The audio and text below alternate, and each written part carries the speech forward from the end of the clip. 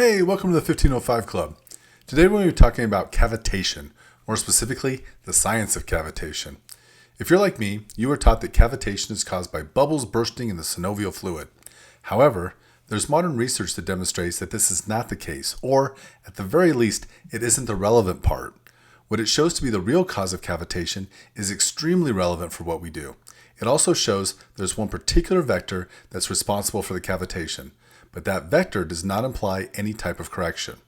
What we're going to talk about today is probably the biggest reason why chiropractic has elements of great success side by side with elements of spectacular failure. This is the reason why cavitation is not synonymous with correction. So let's dive in.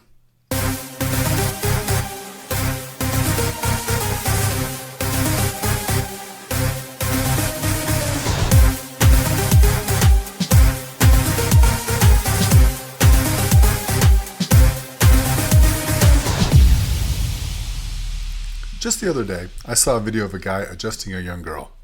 If his shoulder maneuver wasn't specific, that was nothing compared to the occipital lift he then performed on her, on both sides of course. I can't even begin to imagine what finding convinced him that would be a good idea, or even necessary. Okay, who am I kidding? He didn't have any findings? A chiropractic exam? What's that? Then, when his maneuver elicited a large cavitation, he boldly exclaimed, "You definitely needed that one." Why? Because of the cavitation? This profound ignorance of what we do and why we do it, coming from chiropractors no less, is one of the primary reasons why I believe that our profession is slowly dying and chiropractors are killing it. I've said many times that chiropractic to produce cavitations and stimulate the nervous system will be the death of chiropractic. We in Gonstead land live in this strange dichotomy where we know that cavitation alone will not benefit the patient, but we also know it's difficult to benefit the patient without the cavitation. So how does that work? Well, when we look at the science, we find an interesting story that tells us that cavitation is an essential piece of the puzzle, but it can never be the entire puzzle on its own. It's as ludicrous as the idea of a one-piece puzzle. Well, that sounds like fun. Done! Let me begin with a study entitled Real-Time Visualization of Joint Cavitation by Gregory N. Kawchuk et al. And published in 2015. The PMID is 258-75374 in case you want to look up the study yourself. Let me read directly from the abstract of the study. Quote, "Cracking sounds emitted from human synovial joints have been attributed historically to the sudden collapse of a cavitation bubble formed as articular surfaces are separated. Unfortunately, bubble collapse as the source of joint cracking is inconsistent with many physical phenomena that define the joint cracking phenomenon. Here we present direct evidence from real-time magnetic resonance imaging that the mechanism of joint cracking is related to cavity formation rather than bubble collapse. In this study, 10 metacarpophalangeal joints were studied by inserting the finger of interest into a flexible tube tightened around a length of cable used to provide long-axis traction. Before and after traction, static 3D T1 weighted magnetic resonance images were acquired. During traction, rapid cine-magnetic resonance images were obtained from the joint midline at a rate of 3.2 frames per second until the cracking event occurred. As traction forces increased, real-time cine-magnetic resonance imaging demonstrated rapid cavity inception at the time of joint separation and sound production, after which the resulting cavity remained visible. Our results offer direct experimental evidence that joint cracking is associated with cavity inception rather than collapse of a pre-existing bubble. These observations are consistent with tribonucleation, a known process where opposing surfaces resist separation until a critical point where they then separate rapidly, creating sustained gas cavities. Observed previously in vitro, this is the first in vivo macroscopic demonstration of tribonucleation and as such, provides a new theoretical framework to investigate health outcomes associated with joint cracking." End quote. The gas bubble model was first introduced by Hepler and Cabot in 1971, although its conceptualizations date back to the 1940s. To be clear, we're not saying that the gas bubbles are not formed or collapsed, but there's no direct visual evidence that the bursting of these gas bubbles correlates with the timing of the production of the cavitation. What does correlate is the separation of cartilage layers producing a cavern. The This cavern produces the necessary space in which to reposition the nucleus pulposus. You can immediately see the correlation between our discussion of disc degeneration and the need to reposition the nucleus. So let's do a couple of thought experiments. What happens if you make an adjustment but you fail to produce a cavitation? You've not created a cavern, so can you reposition the nucleus?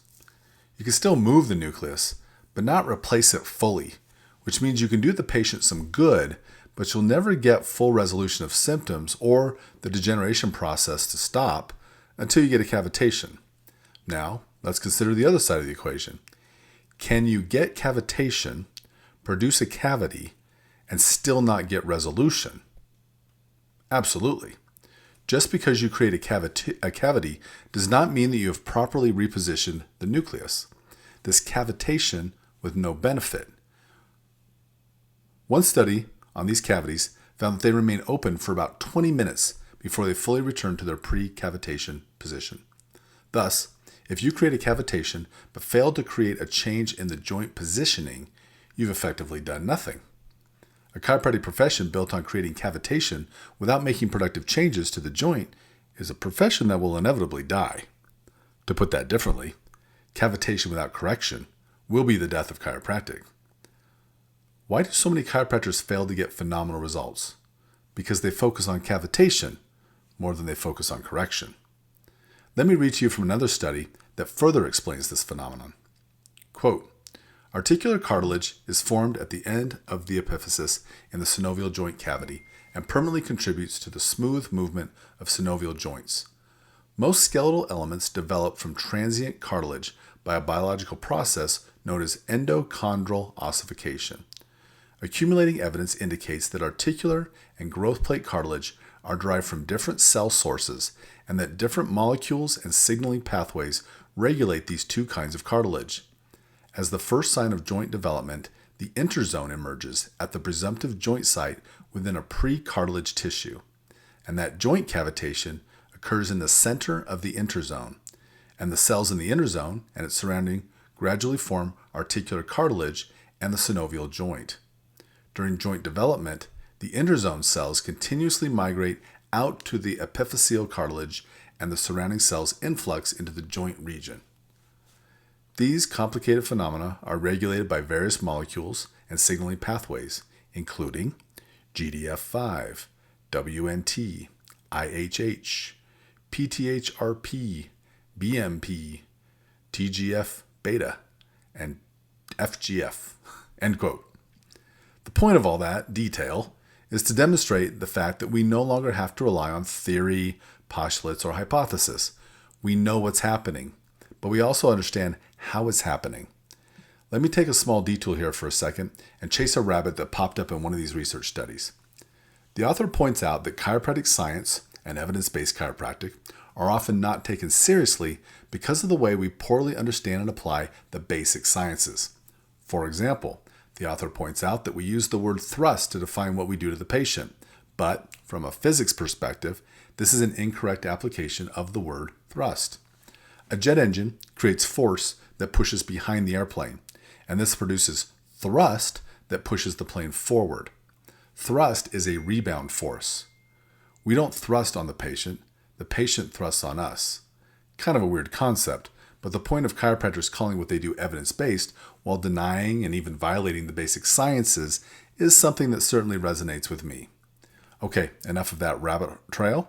Let's get back to the topic of cavitation.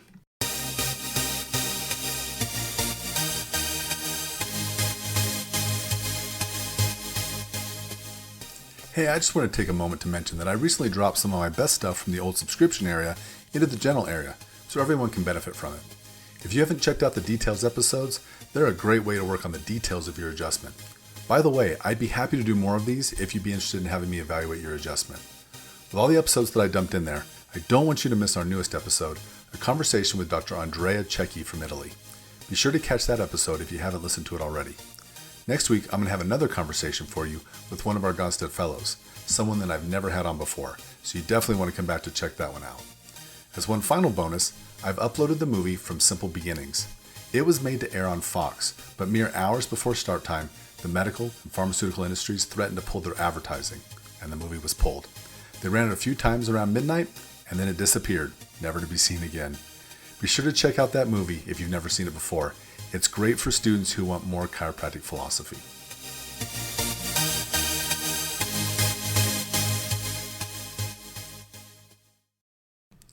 We all know the sound we call cavitation, and now we know that sound is caused by the creation of a cavity that creates a space to reposition the nucleus pulposus.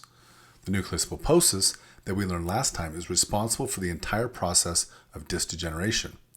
That means we cannot correct disc degeneration without a cavitation, but we also cannot correct it just because we got a cavitation. It's merely one piece of the puzzle, albeit an essential and vital piece. So then, where do we go from here, and what do we do about it? For that, let's turn to another study. This one's called High Velocity, Low Amplitude Manipulation Techniques by Andrew LaPalusa, Bruno Bordoni. Now, I don't really know what these guys' opinion of manipulation or even chiropractic really is, but in this study, they give some manipulation theories that I don't think hold much water, but they do give some insight into the mentality of facet joint manipulation. For one, they theorize that, quote, an HVLA thrust tends to stretch a contracted muscle, which in turn creates many afferent impulses to the central nervous system from the muscle spindles. The central nervous system then reflexively sends an inhibitory impulsion to the muscle spindle to relax the muscle. End quote. That's an interesting idea, but I see two problems. The first is a biomechanics problem. What they are suggesting would produce a transitory effect, where you're essentially confusing the body for a brief amount of time, and then it goes back to the way it was. That's not a correction. It reminds me of being in school and being told that chiropractic closes the pain gate. Permanently? Oh no, of course not permanently. So you're saying we provide people with an expensive aspirin. Whatever happened to correcting a problem so the symptoms go away? Permanently. The other problem I see is a neurological one. They're basically admitting that their goal is to stimulate the nervous system. Stimulation is not a correction, and as Dan Lyons has often reminded us, stimulation is not chiropractic. If anything, we want to normalize the nervous system so it regains its adaptability. They are as much as admitting that their goal of facet joint manipulation will be stimulating and transitory. What bothers me the most about that is the concept that this is all that chiropractic is. If you see yourself as someone who stimulates patients with no real hope that you can correct them, but then you simultaneously see yourself as a doctor of chiropractic and the highest level of knowledge and skill, then to me, that's just depressing. It reminds me of a diversified doctor I once knew who would tell his patients that chiropractic doesn't fix anything, it just sort of helps you get through. I'm sure that viewpoint was both sincere and reinforced by his own experience. The first time you set a bone and you know you fixed it and all the patient's symptoms go away and you never have to adjust that bone again, or that moment your chiropractic paradigm, your worldview, everything changes at that moment. You'll know that adjustment was different, and you'll spend the rest of your life pursuing its replication relentlessly. You'll also know that result is entirely about changing the disc and not just gapping the facets. You'll also know that you can make an adjustment, get a loud cavitation, and still not get the result you want because you didn't change the disc properly. And all of this happens with incredible subtlety and in the blink of an eye. In my view, the facets are a nuisance that are in the way of me doing what I need to do. They certainly are not the end goal. As you've seen, the confusion about that ultimately stems from a philosophical error because our goal is either to stimulate or to correct. Unfortunately, the desire to make a noticeable and demonstrable change is so great that few chiropractors can resist the temptation to stimulate and endure the process of creating a correction instead. Now you might ask, what about joints that do not have a disc, or more fundamentally, do not have a nucleus pulposus? Most of the studies that look at cavitation use a very simple study design like the one we've already seen. The design is based around long axis distraction of a finger to the point that it produces a joint cavitation. The research itself is not definitive, but let me give you my theory based on what we know. First, what we know. We know that finger joints do cavitate, and when they do, they also create a space between the layers of hyaline cartilage. I have two ideas about how this cavern might make it possible to correct the joint without needing to replace a nucleus. The truth is probably a combination of both ideas. With a finger, for example, many people crack their knuckles, and they don't do any harm, but they don't do any good either. When a finger needs to be adjusted, it's almost always because there's an element of rotation creating the fixation, which prevents them from bending it. I've always thought that it's weird and highly counterintuitive that rotation fixation prevents flexion in a finger, but it does. So to correct a finger joint, and not just cavitate it, you need to correct the rotation. If you distract but never rotate, then you create the cavitation and the cavity, but you do nothing with it. However, it's impossible to correct the rotation without distraction. So the distraction, and therefore the cavitation, is an essential element of the correction. But as we've already seen, the cavitation is not the correction itself. It's merely the doorway to the correction. The other part of that is that the cavity must somehow make the rotation possible. My guess, no, my theory, that sounds more scientific. All right, my guess, since that truly is what it is that the air cavity created in the joint by the cavitation acts as an axis of rotation, and the air gap has less resistance or inertia than the cartilage does. I think it creates a temporary pivot point that allows for rotational direction, and then the cavity goes away, and the joint is once again able to resist rotation and protect itself, since finger rotation is not a motion that we can consciously create. I'm sure every non-disc joint is a little different, but I think the cavity that's created acts as a low resistance axis of rotation, but that window is only open for a brief amount of time, and then the body has to go back to protecting itself again. If we consider another bone, like maybe the navicular in the foot, correction still requires a cavitation, but what functional purpose is this cavitation serving? If nothing else, the cavitation creates a space where edematous fluid can move, creating the space or slack or movement potential, what have you, to enable the repositioning of the bone with a change in the joint shape as well. The point being that the creation of a cavity, which is indicated by the audible cavitation, is an essential part of any adjustment, but even more so for the adjustment of the spine that requires the repositioning of the nucleus pulposus. This is the tie-in with what we talked about last time regarding disc degeneration as a consequence of nucleus misalignment and loss of weight bearing. And with that, we've come full circle. It should be clear by this point that cavitation is not a correction. When someone performs a manipulation and emits a cavitation, to then boldly proclaim, "Wow, you definitely needed that one," we now understand that they certainly needed an adjustment, we just don't know if that actually was one. Chiropractic must move beyond cavitation and into correction if it truly wants to survive. I hope that helps you to gain perspective on the need for cavitation, but to put it in its proper place. We need to make cavitations, but that's not all. We need to use it as a window of opportunity to make a correction as well. I hope you found this episode beneficial. As always, I hope you have the very best week possible. I'll see you again next time.